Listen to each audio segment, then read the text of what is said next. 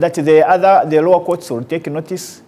Other rule of law and constitutionalism would also take note. And that's what I thought. And now 11 months later, we end there on with an anti-climax. It's been a very depressing year in terms of constitutionalism and rule of law, if we can be honest. And hopefully 2026, which is going to begin with an already very controversial general election, hopefully it will be better. But when I look at most of the key issues, because when we talk about rule of law, when we talk about governance, constitutionalism, we are looking at, as a society, how are we doing? As a country, we operate a system with the three arms of government. The judiciary, the legislature or parliament, and the executive. And these three arms are supposed to all play an important role to give us a more stable, prosperous, and just society. When we look at what's happening, there is room to be very concerned and to worry that our society is degenerating into lawlessness. When we talk about lawlessness, we don't mean lawlessness of the small guy. There is this lawlessness of the border guys can do whatever they want. That is also, it is a micro example of lawlessness. But there's this lawlessness which is more damaging to a society. The lawlessness from the people who actually yield power.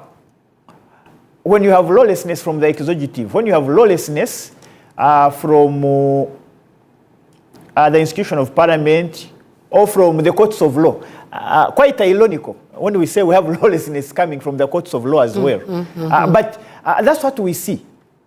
If the constitution... What were some of the presentations of lawlessness from those that yield power, in your own view? Those that should instead actually be upholding the law, but unfortunately it turns out different. Now, when we begin, let's begin with from that very example of the Supreme Court decision.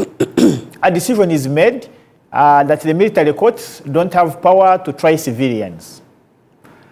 We had over 15 people who had been remanded by the military court. So when that decision is made, maybe one of what you could say was, I think, an error of omission in the decision was an order saying the files in the military court should be transferred to civilian courts. Exactly. Okay.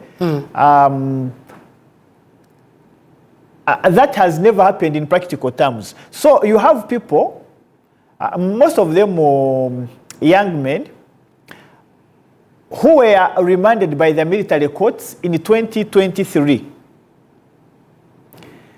And they are still on remand on a non-existent charge based on a remand warrant that was issued by a court that no longer exists because the Supreme Court said it had no power.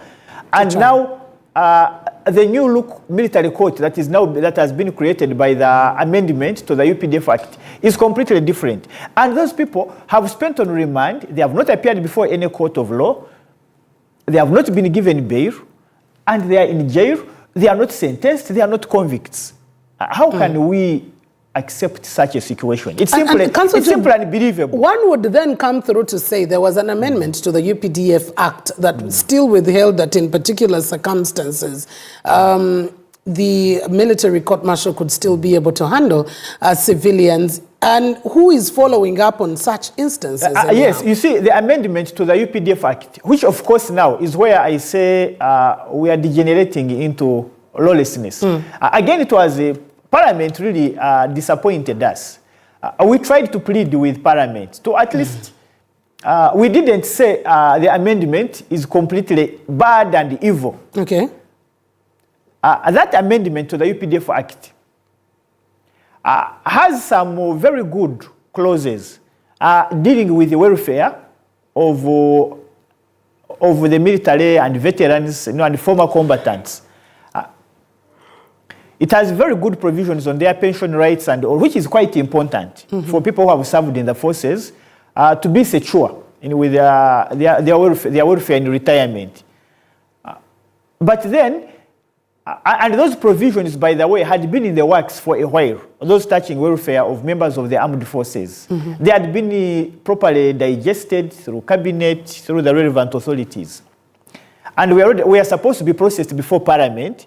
And then that bill, which had those clauses, was withdrawn in reaction to the Kabazuguruka decision. And then a bill now is brought to kind of implement, to try to change a few things because of the decision. But you know, when you look at what eventually was done, it was in bad faith, because the Supreme Court gave clear guidelines. Maybe with the benefit of hindsight, the Supreme Court should not have given any guidelines and should have simply pronounced itself and left it at that.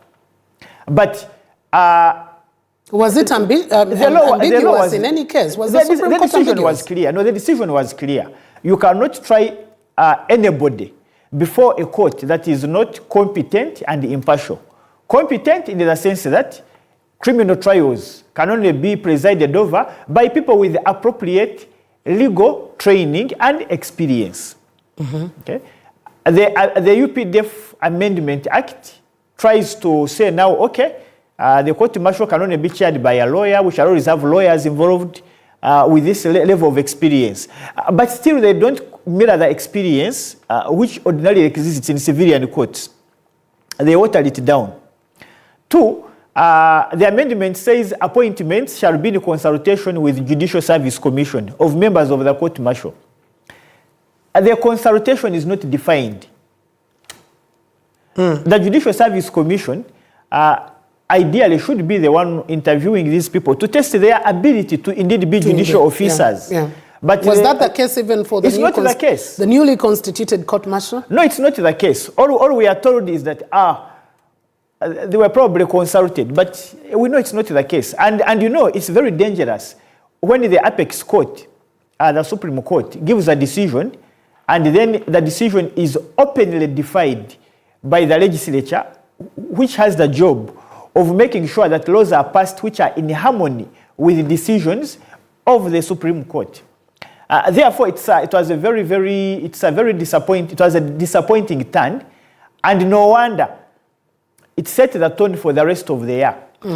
Because now you see, when we look at, for example, rights of accused persons before courts of law, we have Article 23, Clause 6, which talks about the right to apply for bail. Yeah. And then the right to mandatory bail for people who spend on remand a certain threshold.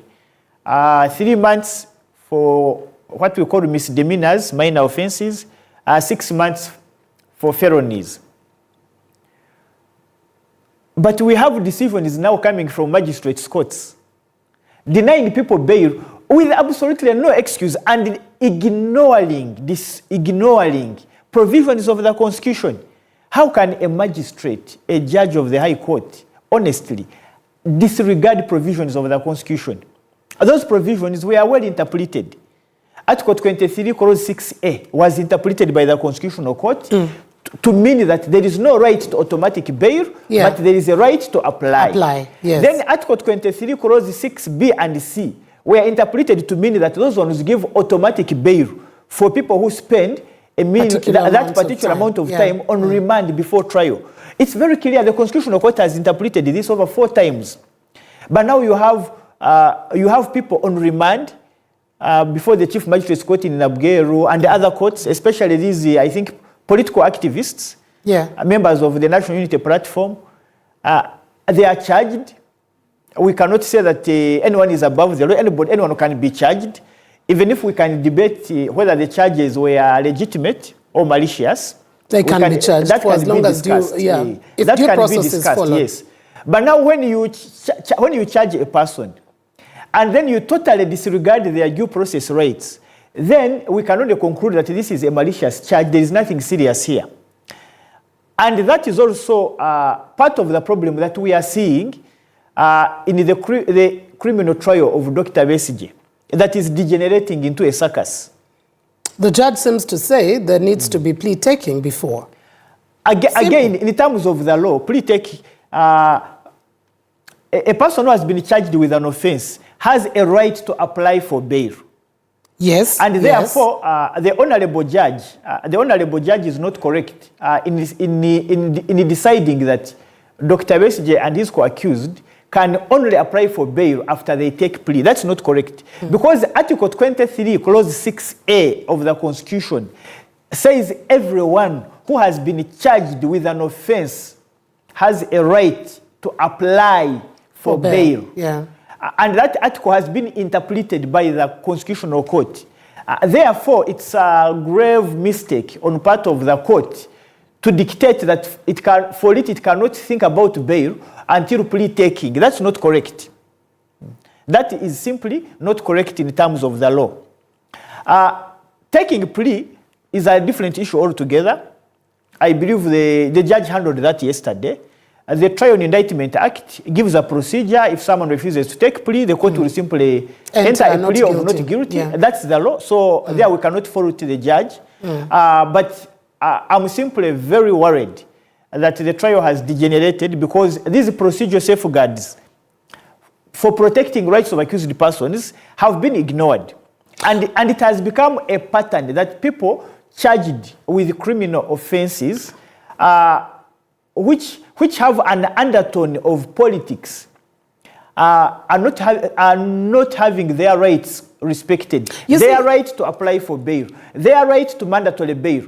And this is happening in the middle of an election year.